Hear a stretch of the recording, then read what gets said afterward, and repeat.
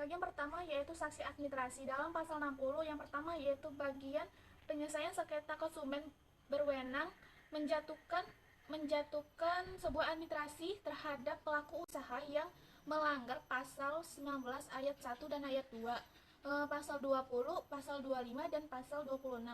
Sedangkan yang keduanya itu saksi administrasi berupa ganti rugi paling banyak sebanyak 200 juta rupiah. Yang ketiga yaitu tata cara pemeran saksi administrasi sebagaimana dimaksud pasal ayat 1. Diatur lebih lanjut dalam peraturan perundang-undang. Sedangkan di sini barisan kedua yaitu tentang sanksi pidana.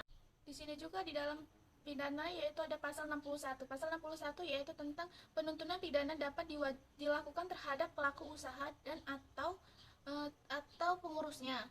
Sedangkan di sini ada juga pasal 62. Yang pertama yaitu pelaku usaha yaitu membayar sebagaimana dimaksud dalam pasal 8, pasal 9, pasal 10, pasal 13 ayat 2 dan pasal 15. Ada juga di sini pasal 17 ayat 2. Ada juga di sini huruf A, huruf B, huruf C dan huruf E.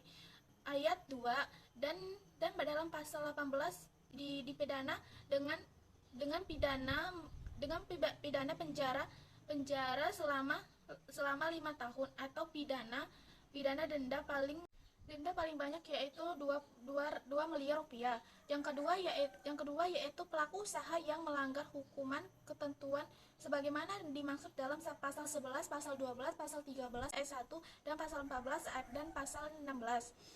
Ada juga di sini pasal 17 ayat 1